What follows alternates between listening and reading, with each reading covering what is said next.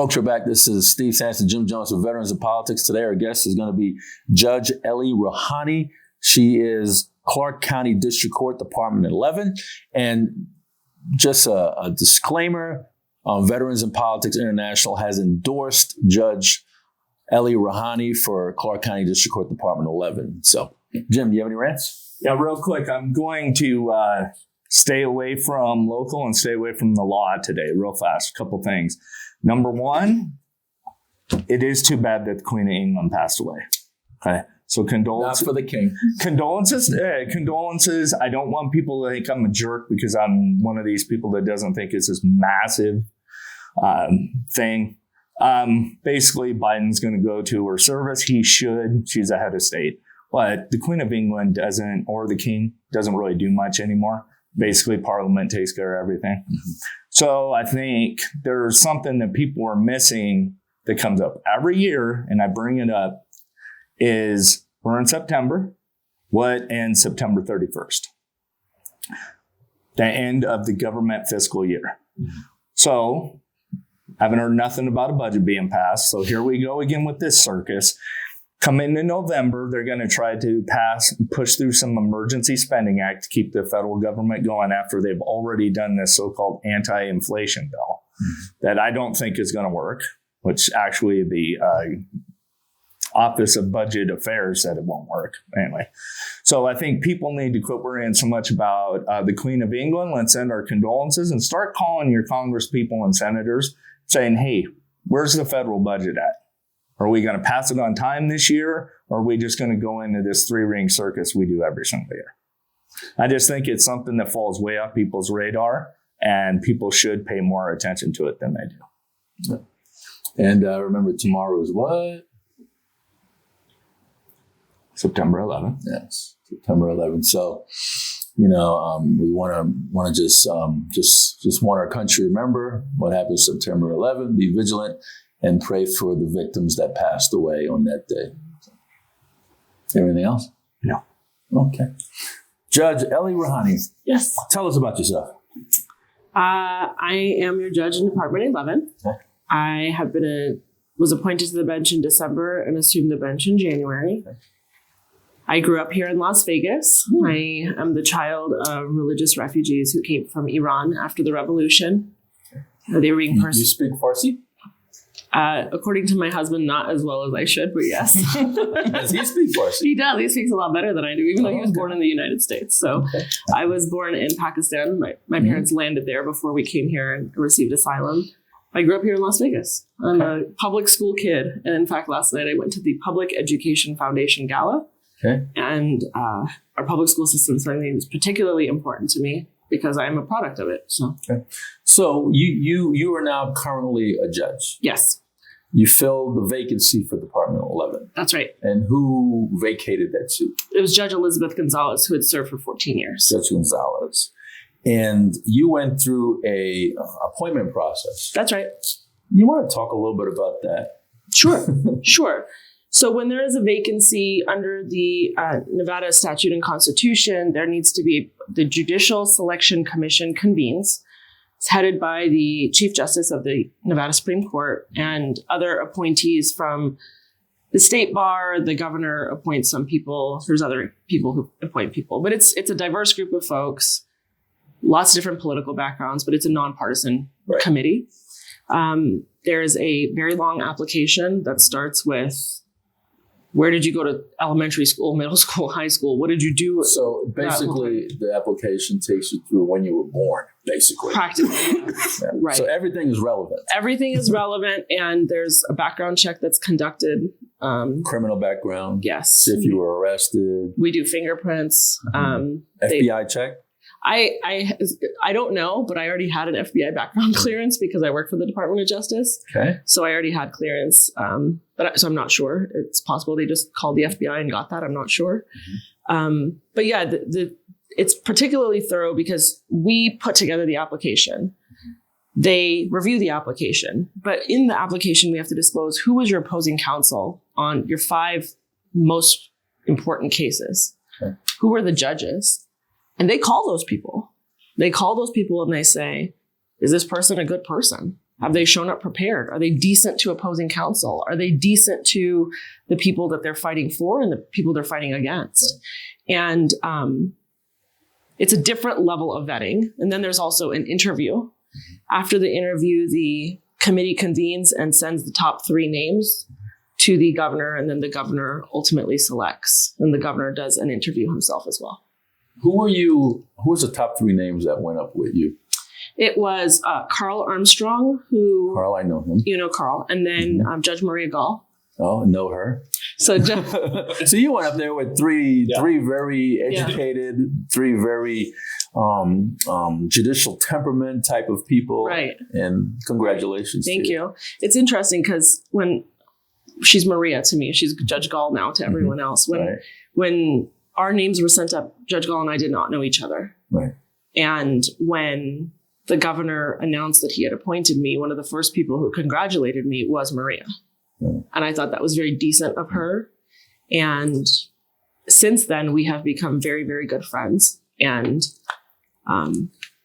she has now also been appointed to the bench. And I'm just thrilled to have her. She's just fabulous. So any of the application process, was there any medical or mental health things that they ask you?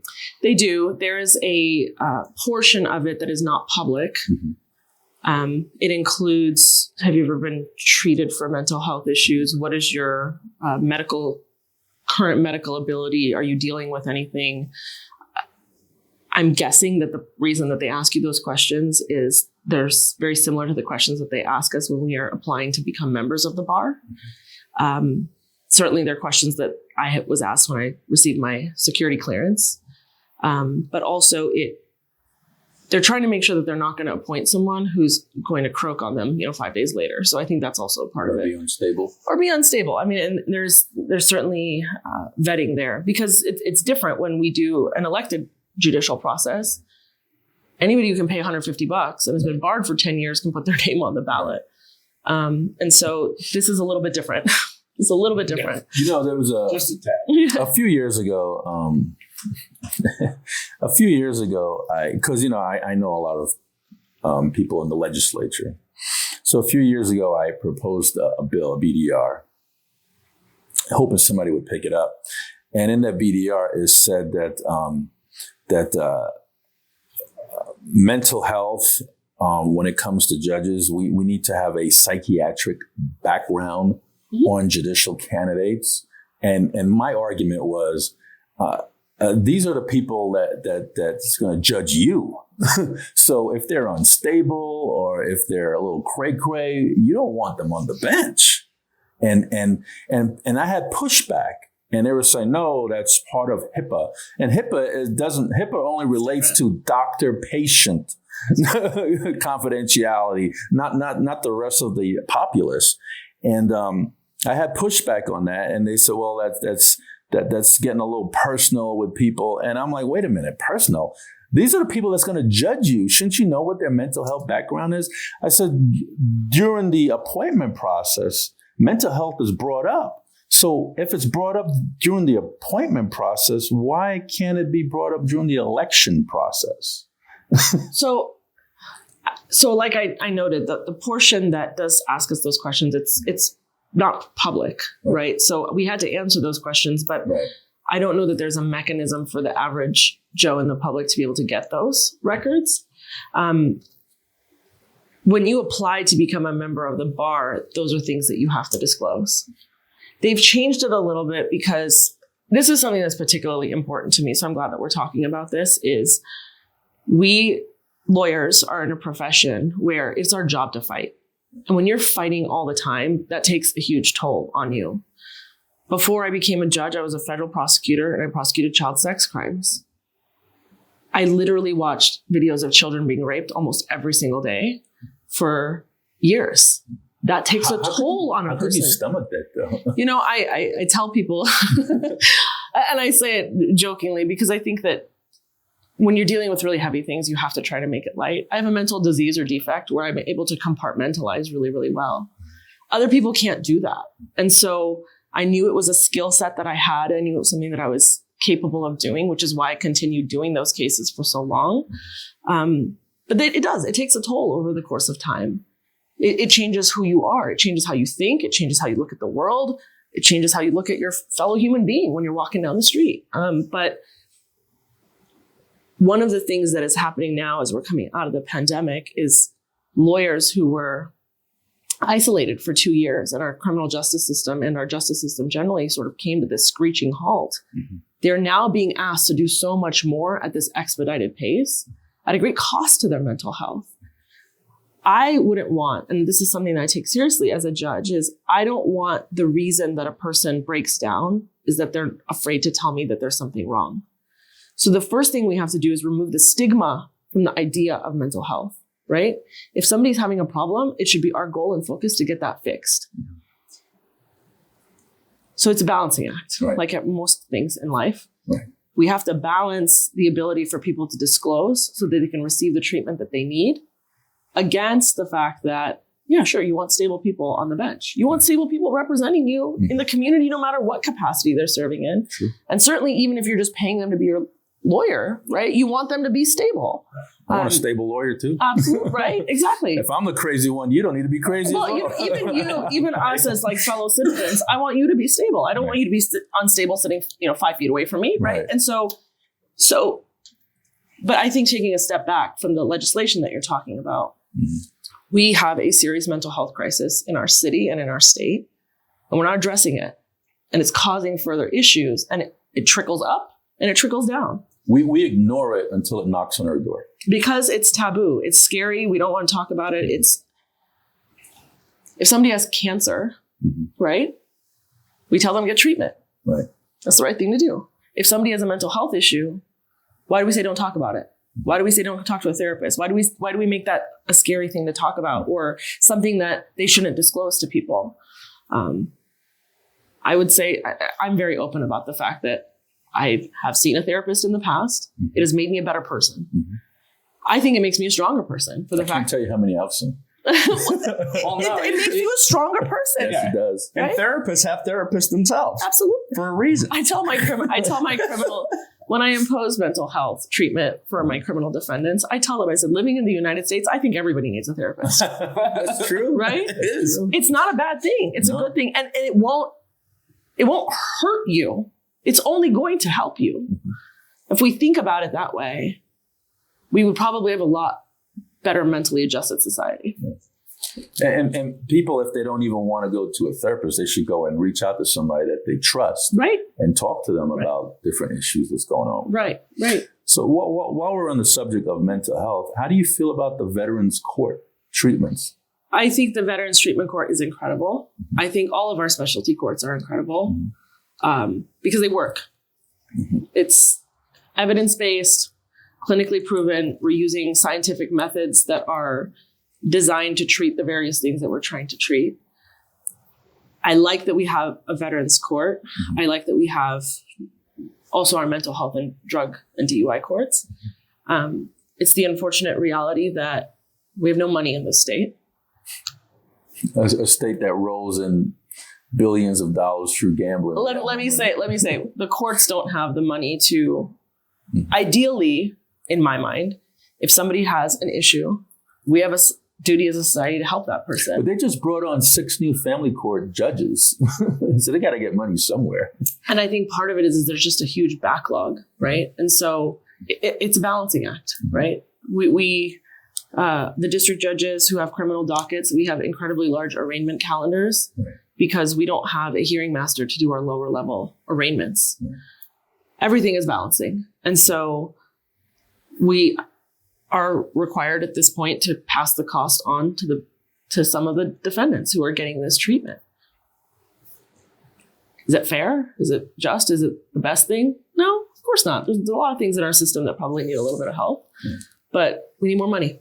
We need more money. We need more funding. We need more grants. We need to bring on excellent therapists, and that costs money. What specialty court do you have an interest in? The drug court and the mental health court are probably my two. One of the ones that I've been a little bit involved with is the MAT court, which is our reentry court, which is also particularly important to me. It originally started as a folks who are coming out of custody. It's a reintegration court that focused on mental health and substance abuse. But now it's morphing more into a general reentry court. Mm-hmm. But again, we only have so much money. Yeah. So we have to take the highest risk people most likely to recidivate, most need, I don't want to say needy, but they have the most needs with respect to, they need the treatment that sometimes the Nevada Department of Corrections is not able to provide at the level that they need. Right. Just on that, so does that court work at all with Hope for Prisoners? A little bit. A little. We work with Hope for a lot of our different courts. One of the things that we really look for with our criminal defendants is we want to get them employed. Structure is good for everybody. Right. Employment is an amazing form of structure, and Hope tries to help us with that. I think more importantly for criminal defendants, they need to see somebody who's done it, right? Somebody who's come out of the system and has done something beneficial. And the Hope alumni is an incredible resource for folks. And I think that that's why it's really important for the court to partner with Hope. Cool. Okay, so I'm going to ask you a rhetorical question because I'm pretty sure I already know the answer to this. But I wanted to get it out because it came across me a couple days ago. I met with this individual. I just bumped into him at the store of all places. We had, I don't want to name his name, but we actually had him go through our endorsement process years ago, and he was running for judge in North Las Vegas. Okay. I have no idea what you're talking about. Yeah. Okay. So long story short, this is what he said. So when I started talking to him afterwards, I said, I don't understand how you can justify activism from the bench. And I said, I realize that you're at a lower court level, so I'm not going to treat you like you're Supreme Court justice. But so his answer to me was, he goes, well, you just don't understand the Constitution that well. And that caught me off guard because I think I know it pretty well. So I'm like, all right, explain it to me. So this is how he broke it down to me. He said, yes, you have the executive branch, the judicial branch, and the legislative branch. He said, but at the judicial branch level, we are a co-equal branch of government. So therefore, if I feel that the legislature is writing laws that are wrong, and I don't feel they're constitutional, then I have a constitutional obligation to correct the legislature, even right then with my decision. So I'm like, you have no problems violating what's already on the books. And he goes, if I find it unconstitutional, I do. What would you say to somebody on the bench that says that? And it's not so much, I don't see it so much in like district court, but Steve knows where I'm going with this one. Where are you going with this one? Okay, Can we get to that part? We see it a little bit in family court. Okay. So like, how do you feel about that though? Is that something you would do? Say, what? That statute just doesn't make any sense to me, and throw it out and come up with your own idea? Like, wouldn't you be in trouble for that as a judge? My head is exploding right now. I have so many thoughts going through my head. Let me try to make this as at least orderly as possible with my response. Okay. So, number one, I've said this before to you all. Everybody has to stay in their lane. Stay in their lane, yeah. Right? We have an executive branch. They have a duty. The legislative branch has a duty, and the judicial branch has a duty. Right. The legislative branch passes the laws. The executive branch enforces the laws, and the judicial branch interprets the laws. Right. Yes, the judicial branch does sometimes find statutes to be unconstitutional because they violate the laws, right? So the legislature wasn't staying in its lane. Right. So the judicial branch has to come and tell them that they weren't staying in their lane. That's the idea of finding a statute to be unconstitutional. That should not be done lightly. That's written throughout our case law. That is not something to be taken lightly. Number one, there's the idea of constitutional avoidance. So if I can find a way to interpret a statute for it to be constitutional, that is what I'm required to do as a judge by law, by the authority that's binding on me. Separately, we have this idea of the party presentation principle, which means that I can only deal with the things that the lawyers put in front of me. Right. We have to be careful as judges to not overstep that, The advocates are the ones who know their cases the best. The advocates are the ones who have to put these issues before us. I may not like a law. I will tell you, sometimes I read a statute and I'm like, this doesn't make any sense to me. But guess what? I can go talk to my legislators as a citizen and ask them to change that. Right. It is not my responsibility as a judge to pass judgment on what the law ought to be, what the best law could be, what the moral implications are, the ethical implications are. That's staying in your lane. Right. There may come a day that I have to do an analysis and determine that a statute is unconstitutional and there's no way to save this statute. Right. I haven't gotten there yet. Yeah. I've typically been able to find a way that we can get around it. Sometimes judges have discretion on certain things. Yeah. Sometimes we don't. Right. And it's important for a judge to know when they have discretion and when they don't. Right. I just found that very interesting that the individual took that. I mean, just because he was running for JP. So I was kind of like, shouldn't you be looking at maybe running in a higher court? Well, and I will say, I don't think it matters. The Supreme Court's a little bit different, but to a lot of degrees, it's no different. Because they can say, hey, look, legislature, you screwed up. This is against Constitution. Sure. Yeah. And so there's no difference with respect to whether a justice of the peace or me or the Court of Appeals can say that a statute is or is not constitutional. That is ultimately reviewed by a higher court. Right. It's just not, at least in my mind, it's never the first thing that comes to my mind. Right. The first thing is what does the statute say? What does it mean? How do I apply it to the facts of this case?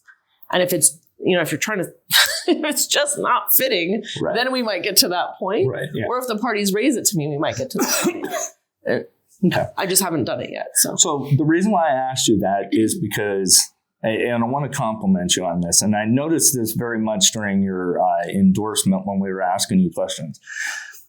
Over the course of time, all the different judicial candidates I've asked questions of, I have found it very difficult to formulate questions because a lot of judges, not so much this cycle, like I brought it up on the show. I think a lot of people that are running for judge this year are really, really doing a good job, and I'm excited about it. But dodge every question because they say, well, that might come before me, but you're like, it's obvious you understand your lane because you've been a lot more forthright and at least trying to explain what you can legally explain. And what Steve and I have been working on for years is trying to get people to do their research and understand judges. And so by you being forthright and trying to get into these complicated questions is very nice, because that's ultimately what Veterans of Politics is. We're trying to educate the public. I think that's the thing that I will say, that the folks who are running this cycle, the majority of them have the same mission that I do, which is people need to understand what their judges do. We are the people that they're most likely to have an interaction with, that they elect. But more than that, being involved in your community as an elected official or as a judge is not just going and serving at the soup kitchen. That's part of it. Right. We are members of this community. We should help our community.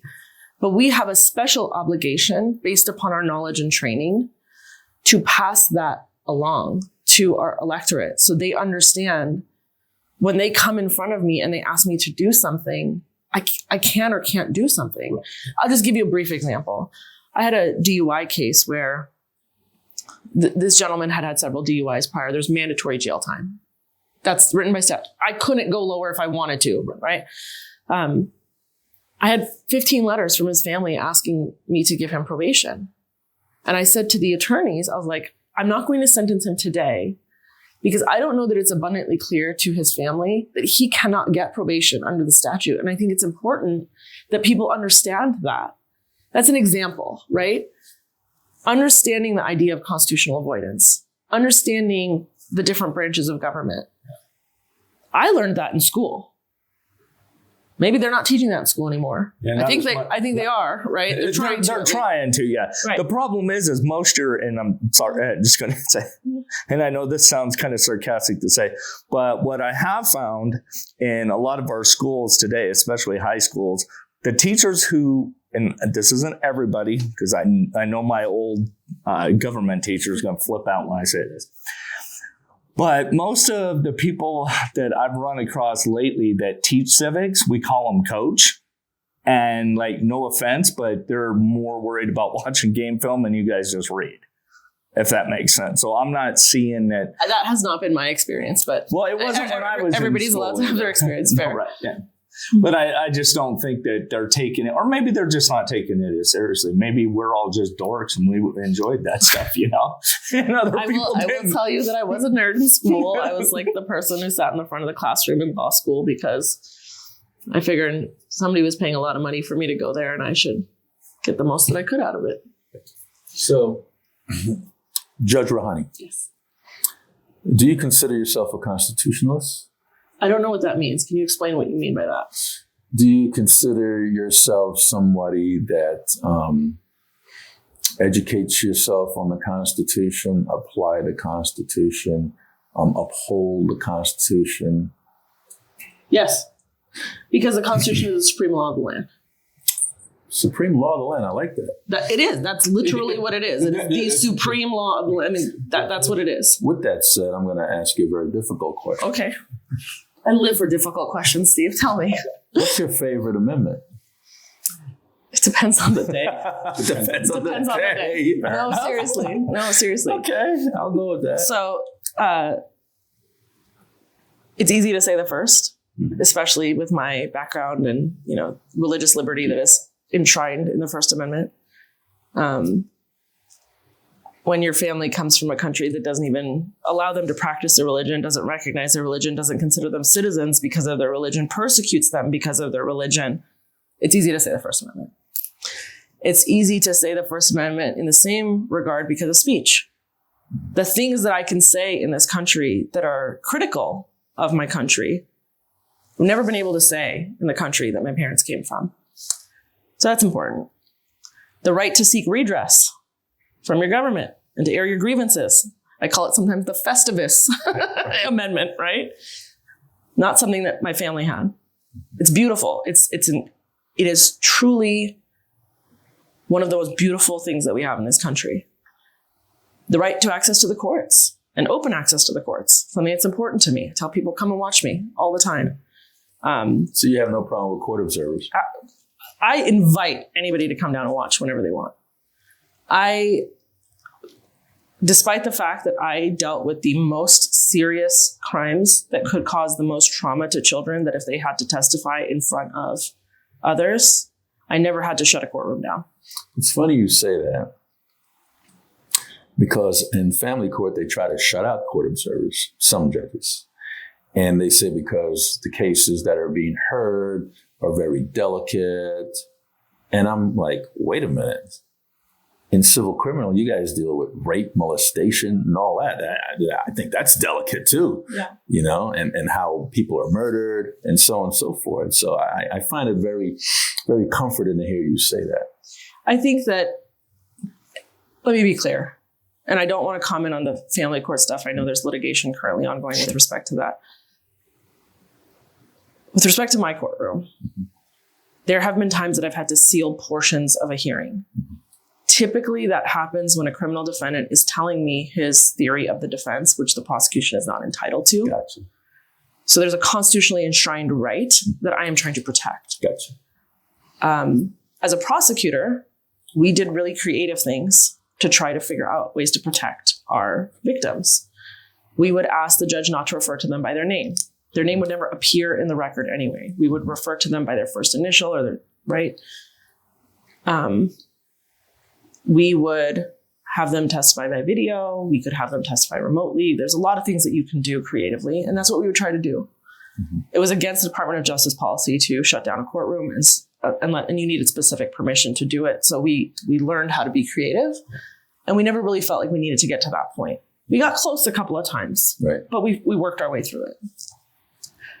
That's why I think the First Amendment is so important. We need to know how our government works. We need to have those checks and balances in our government. It is enshrined in the United States Constitution for us to be able to do that. Some days, I think the Fourth Amendment is the most important amendment, right? To be free from search and seizure. Typically, it's when I'm on search warrant duty that I think that amendment is the most important. As a person who reviewed a lot of search warrants, as a prosecutor, it is important that everybody does the job that they're supposed to be doing, and they do it the best that they're supposed to be doing. That's how we serve our community. So, and I want to say, I have worked with incredible law enforcement agents, and we have incredible law enforcement agents working in our community to keep us safe. But sometimes the Fourth Amendment is the most important. Sometimes the Fifth Amendment is the most important. The right to not incriminate yourself, right? As a lawyer, I should say the Sixth Amendment is the most important. That is what gives you the right both to trial by jury of your peers, right? As well as an attorney to represent you if you're criminally charged and you're indigent in a felony case, gross misdemeanor felony case. Sometimes it's the 14th Amendment. Sometimes it's the 13th Amendment, right? So I think it depends. While you say the amendments, can you say what they are so people can understand? Oh my gosh, all of them. Okay, all right. So the first is speech, religion, redress of grievances, access to the courts.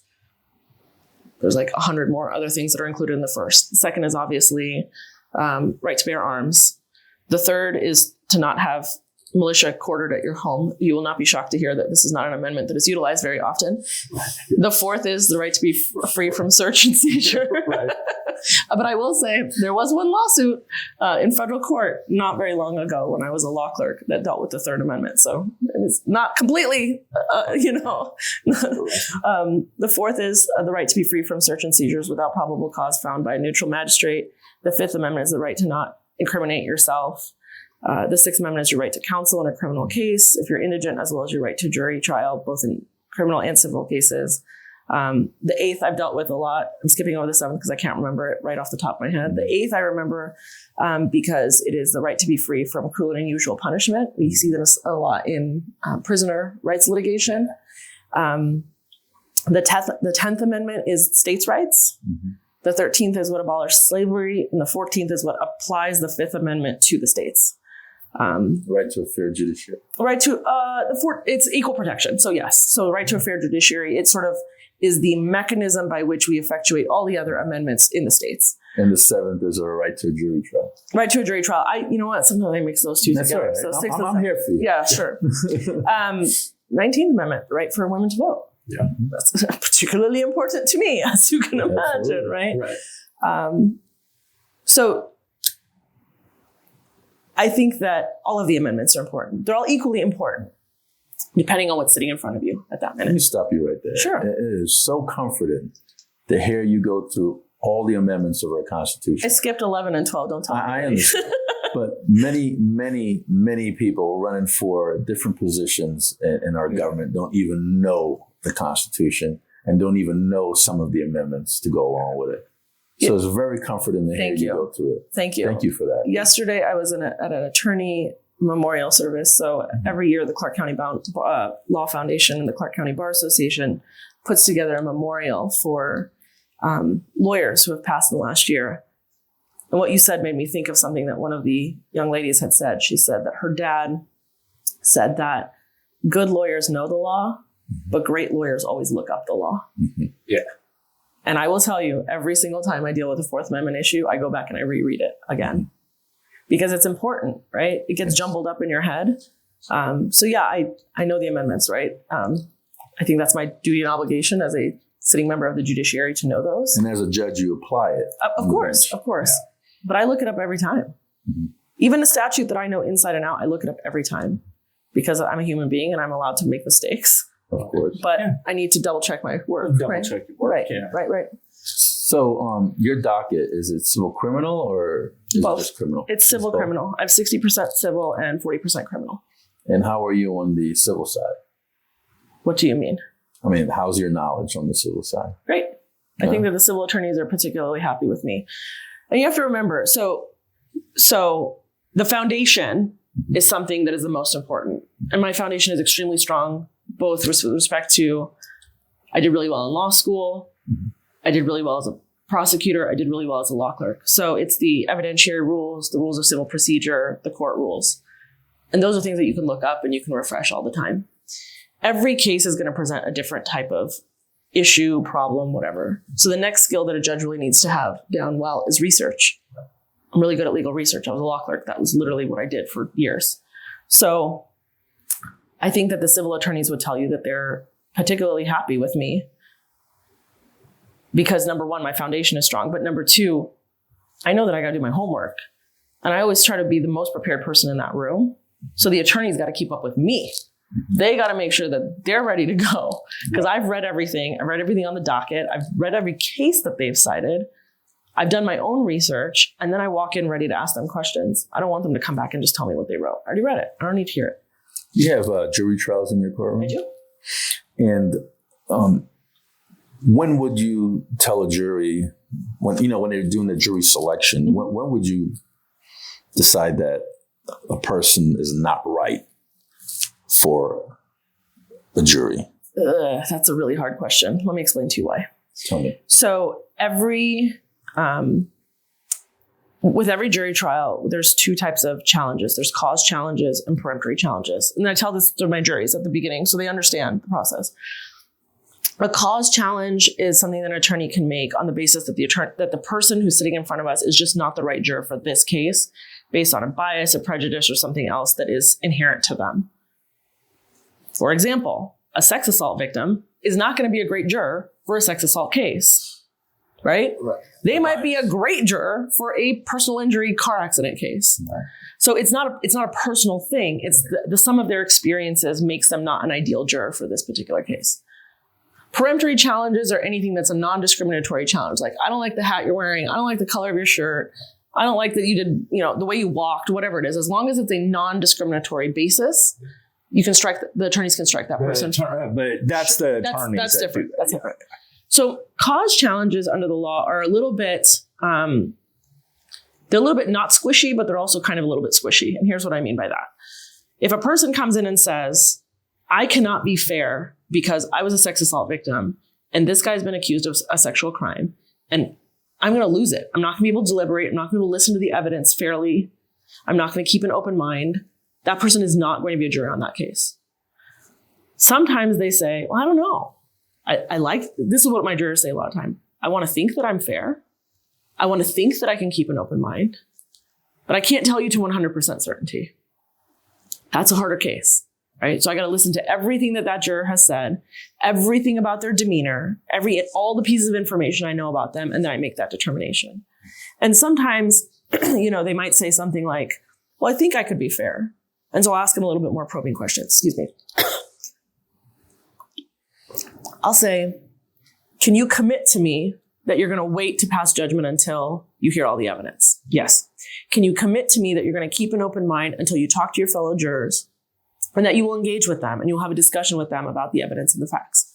Yes. Can you commit to me that you'll be fair and impartial during the presentation of the evidence, that you will pay attention, that you give everybody a fair shake? Yes. Well, now they've given me assurances that they can be fair and impartial, right? Now I've led them through the path of them thinking that I think I can be fair and impartial to I can be, because people don't sometimes think about it in those specific terms. And the law sets forth what those terms need to be. So I just walk them through it. So it's a hard question. It's a hard question because it depends. It depends on the type of case. Personal injury cases, if the plaintiff's attorney says, I'm going to come in and ask for a $10 million verdict, and the person says, I will never be able to give a verdict over $100,000, they're not a good person for that case. But they may be a great juror for my sex assault case. Right? So that's the process of voir dire that we do. That's why it takes so long, why I let the attorneys probe as much as they do. Because just as much as it is the defendant's right to have a fair and impartial jury try their case, it is a juror's right to serve. Jurors have a constitutional right to serve on juries. Hence, says Richard Scotty. So we have, that was jurors have a constitutional right to serve on juries. So I must also protect their right. And so in a lot of ways, I am the juror's protection in the courtroom because they don't have anyone representing them. So. Very well said. Yeah. It's a lot. It's one of my favorite old movies, 12 Angry Men. But I like the one with Peter Fonda, though. I like the old black and white one. Now I have to go back and watch it again. So, Judge Roohani. So we went through the Constitution. Sure. We went through the jury. Sure. We went through the criminal and the civil. How do you feel about judicial temperament? I mean, it's one of the most important things. The judge sets the tone for the courtroom.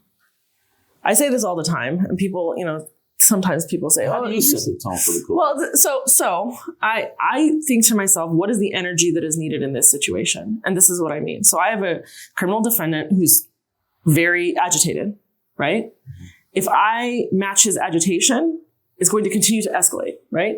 But if I bring the energy back down and I say, let's take a breath, sit down, I need you to calm down. Everything's cool. We're just having a conversation. I bring it back down. It brings the temperature back down. Is your staff on the same page as you? Absolutely.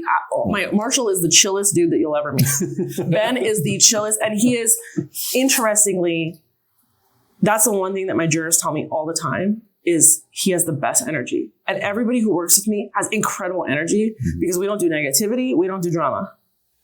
Our job is to administer justice, to do it efficiently, and to do it with patience, respect, integrity to the system and to everybody who appears in front of us. With respect to temperament, I always tell my criminal defendants, like, I want you to understand what's happening in this process. Because if they're understanding, they're not getting agitated. Mm-hmm. If the attorneys are getting particularly heated, I will tell them, have a seat. It's okay. Take load off. It's fine. But engaging, this is it's a passionate process, but passion doesn't mean anger. Passion doesn't mean raising your voice for no reason.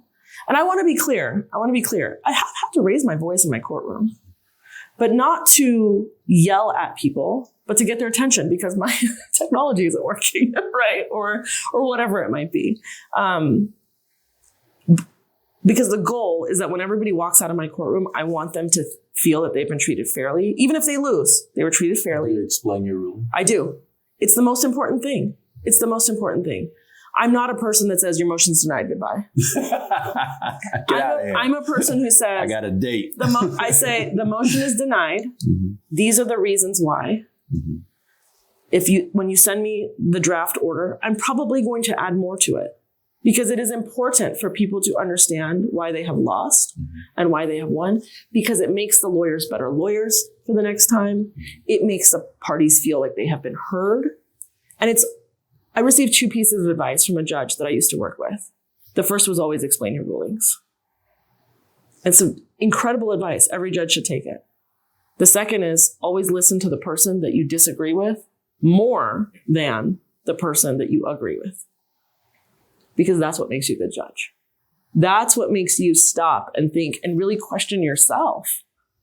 If I can't explain my ruling, then maybe I haven't made the right decision.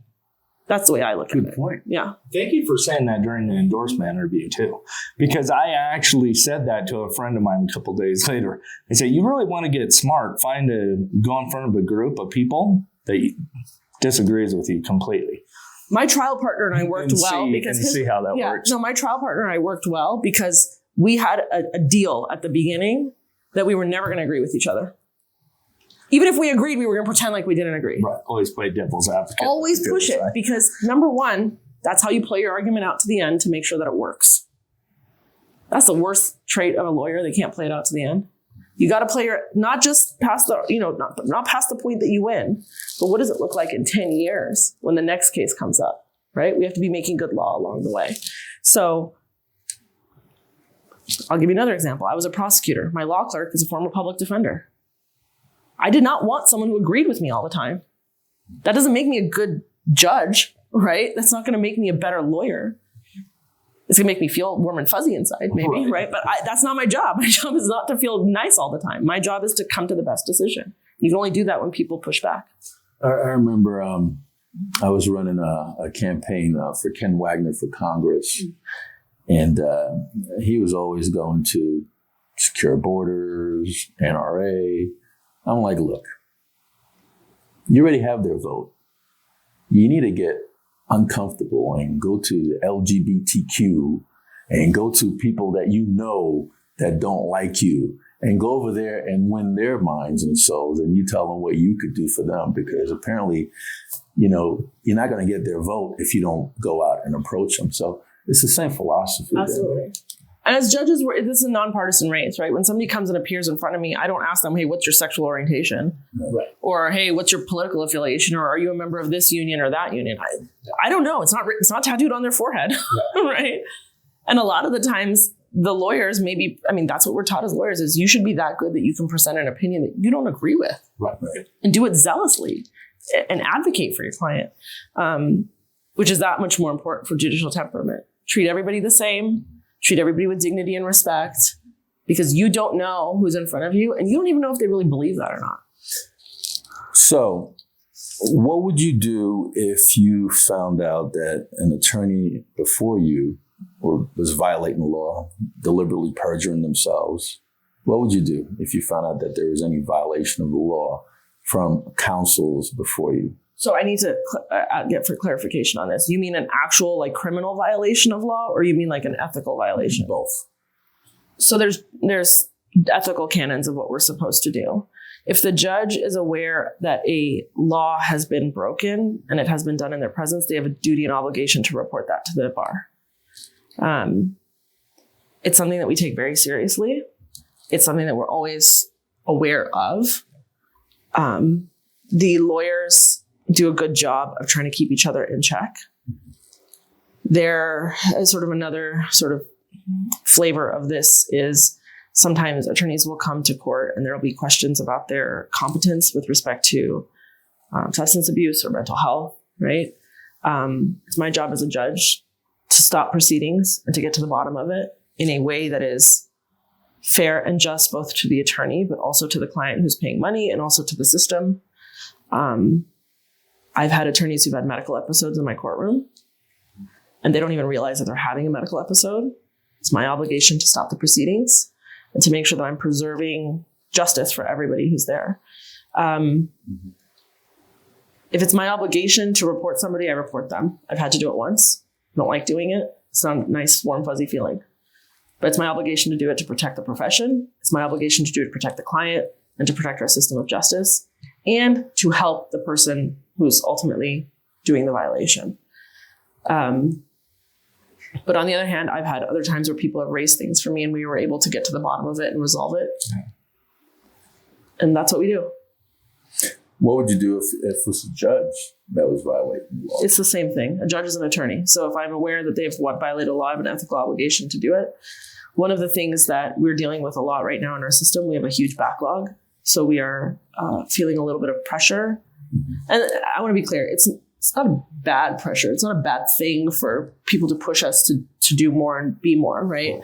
But we are working through a massive civil backlog. There are people who are constantly in trial. Trial is very taxing on judges because their other work is falling behind. Trial is very taxing on the attorneys who might be in back-to-back trials. So we try to be there for each other, right? I try to check in with my colleagues, make sure that they're doing well. We have a wellness committee with respect to the court generally, as well as judges. We have sort of groups of friends who we, check in with. It's my obligation both as a colleague, as a human being, but also as a judge. How long would you take to make a ruling on the case? I typically rule from the bench. So I walk in knowing generally what the law is. I know the questions that I want to ask. I know what the answers of those questions, how they fit into that analysis, and I typically rule from the bench. The longest that I have taken to issue an order was about a month and a half. And the reason for that was it's a matter of first impression. There's no law in Nevada on it. There's no binding authority on it. And I asked the attorneys, I said, do you know of any law in the entire any case in the entire United States? And they said no. So it was really very much going back to the basics and going to the Constitution and parsing this out and trying to put it together and trying to find the closest thing. That takes time. And I was in trial. So you have to pay attention when I'm in trial. So that's all happening after hours. And there's only so much brain matter that you can give, right? After you've been there for 8, 10, 11 hours in the day, right? And so it takes time. But it's my goal to give the attorneys an answer as quickly as possible because it gives us consistency and it gives us the ability to move cases forward. If they don't know what's happening, they're not going to do anything. Right. And they shouldn't do anything, right? They should be waiting, not running up costs. Did you go to judicial college yet? I have not. I'm going in November. Okay. Getting to the amendments, and I forgot to bring this up for the Constitution.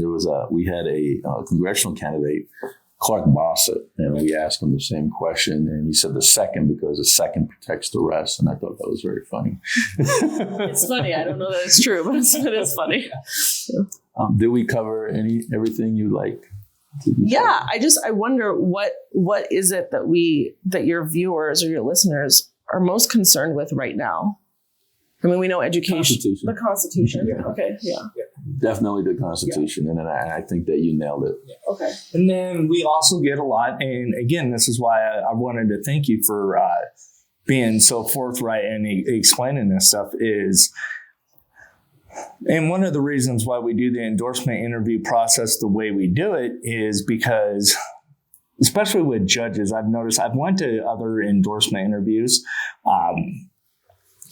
and they send pieces of paper and they just start like, unless you are really adept and really understand the law, like you're not going to understand anything about that.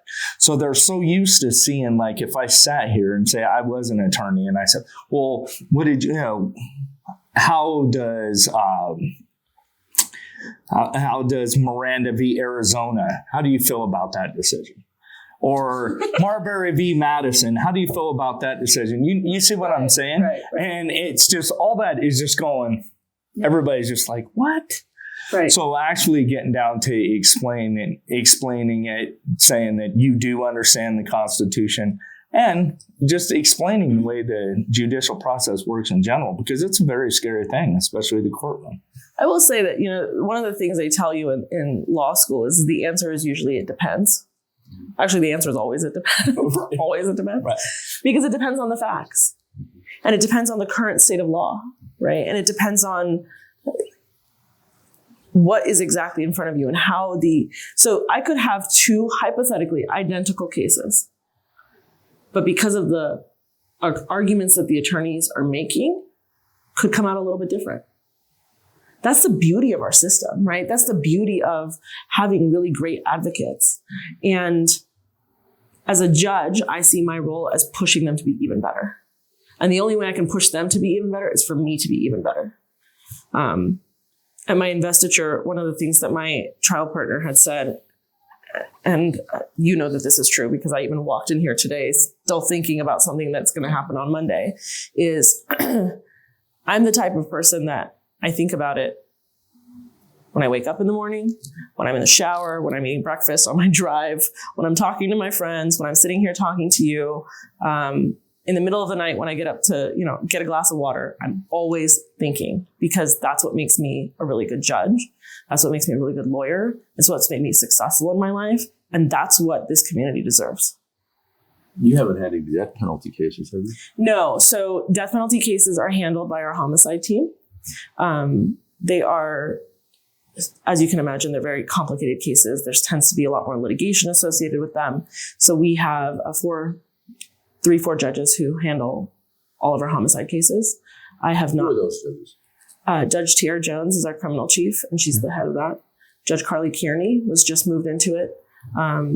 Judge Jacqueline Blues and Judge Michelle Levitt. Yeah. So they handle our homicide cases. I handle anything that is not death penalty eligible. So not first degree, everything else. Okay. Yeah. Jim, you have anything else with Judge Roohani? No, I don't. I really appreciate you taking time out on a Saturday, because I know campaigning is fun and you got a busy job as well. Saturdays is my day for my kids. So my little ones at dance. No, my little ones at dance. And I do have to thank my incredible husband, who I've been married to him for almost 17 years. You want to give him a shout out? I do. Nima, I love you. Thank you for taking Layla to dance today, and taking Lua with you too. I have 2 little girls, 2 and 5. So he's a girl dad, and he's an amazing dad. Well, I want to thank you for coming out. Thank this you. has been inspirational for me. Oh, I appreciate that. I like it. If there's anything, I guess in the future, this is my passion, is educating the community. So if there's any issue that you all feel that your viewership really cares about or wants a tutorial on, please, I'm happy to come whenever. Oh, thank you. Mark's going to zoom in on you, and you tell the voters why they need to put you or retain you on the bench and your point of contact. Sure. Hello, everyone. I'm District Court Judge Ellie Roohani, and I am your judge in Department 11. I will be on your ballot in November, and I would appreciate your support. It has been the greatest honor of my life to serve as your judge. I've been committed to this community and a member of this community since I was practically born. This is the community that has raised me, and I have a desire and need to give back. This is the highest and best use of my ability. And if you're still on the fence and you don't know what you're going to do in November, please come and watch me in my courtroom in the Regional Justice Center in 3E. On Mondays and Wednesdays at 9 a.m., I have my criminal calendar, and on Tuesdays and Thursdays, I have civil matters. If you want to watch online, please call my chambers, get the Blue Jeans contact information, and you can log in, or you can follow me in the community on Facebook at Judge Ellie Roohani, District Court Judge Department 11. I'm on Instagram at Judge Ellie Roohani and on Twitter at Judge Roohani. Or you can go to my website, www.ellie4judge.com. Thank you for having me. Well, thank you, Judge Ellie Roohani. We really appreciate it. Thank you, Jim Jonas. As always, gentlemen, it's been an honor. Thank you. Folks, that's Judge Ellie Roohani. She is the Clark County District Court Judge in Department 11. She's going to be on your ballot come November. Veterans in Politics has vetted her in so many different ways, from her endorsement interviews to talking to people that go into her courtroom to this particular interview today. We have endorsed her, and we do not take endorsing judges very lightly. We do it on an open platform so everybody could see. And we're the only, and I say again, we're the only organization in the state of Nevada that endorses, that interviews candidates for endorsement with this type of transparency. Live on Facebook, you can't get any other more transparent than that, folks. So again, we encourage anybody and everybody in the Clark County area, whether you live in Logandale, Searchlight, Prim, Jean, Mount Charleston, Good Springs, Enterprise, Henderson, North Las Vegas, Boulder City, Mesquite, vote for Judge Ellie Roohani, because she is your best bet for Department 11. This is Steve Sampson, Jim Jones for Veterans in Politics. Until next time.